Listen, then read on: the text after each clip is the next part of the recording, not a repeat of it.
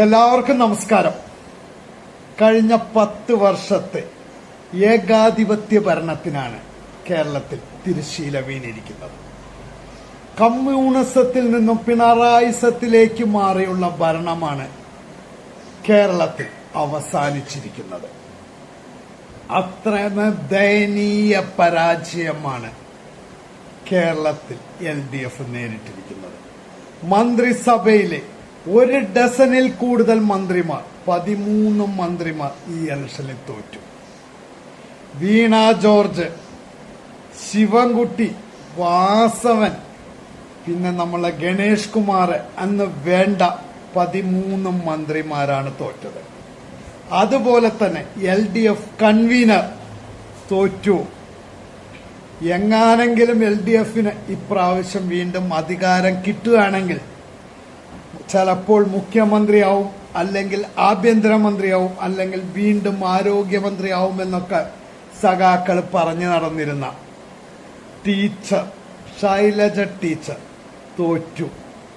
അങ്ങനെ LDFിലെ ഒട്ടുമുഖ്യ പ്രധാനപ്പെട്ട ആൾക്കാരും തോറ്റു.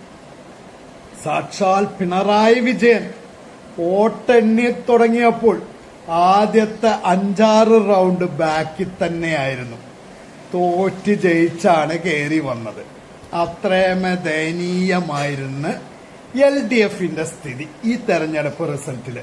ഇത് ശരിക്കു പറഞ്ഞു കഴിഞ്ഞാൽ 2016 പശ്ചിമ ബംഗാളിന്റെ ചരിത്രം തന്നെയാണ് കേരളത്തിലും ആവർത്തിക്കാൻ പോകുന്നത്. 2016 ആ തെരഞ്ഞെടുപ്പിൽ 32 സീറ്റേ LDFന് ഉണ്ടായിരുന്നുള്ളൂ. ഇവിടെ 35 സീറ്റ്. BJPക്ക് 2016 പശ്ചിമ ബംഗാളിൽ 3 സീറ്റ്, ഇവിടെയും 3 സീറ്റ്. അപ്പോ പശ്ചിമ ബംഗാൾ 2016 എന്താണോ സംഭവിച്ച് അത് കഴിഞ്ഞ് അവിടെ എന്താണോ നടന്നുകൊണ്ടിരിക്കുന്നത് അത് തന്നെയായിരിക്കും ഇനി കേരളത്തിലും. ഒരു 10 വർഷം കഴിഞ്ഞു കഴിഞ്ഞാൽ ഭാരതീയ ജനതാ പാർട്ടി കേരളത്തിൽ അധികാരത്തിലേക്ക് വരും. പശ്ചിമ ബംഗാളിന്റെ ചരിത്രം തന്നെ ഈ കേരളത്തിൽ നടന്നിരിക്കും. CPM ഇനി ഒരിക്കലും കേരളത്തിൽ ഉയർത്തെഴുന്നേൽക്കില്ല.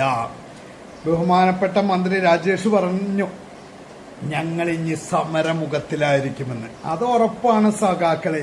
നിങ്ങൾ രാജേഷ്, ബഹുമാനപ്പെട്ട മന്ത്രി രാജേഷ്, നിങ്ങൾ സമരമുഖത്തിൽ തന്നെയായിരിക്കും. നേതാക്കൾ അവിടുന്ന് ഓർഡർ ഇടും, അണികളെ കൊണ്ട് അടികൊള്ളിക്കും. അത് തന്നെ ഇനി നടക്കാൻ പോണ്. എന്തായാലും എല്ലാവർക്കും നമസ്കാരം.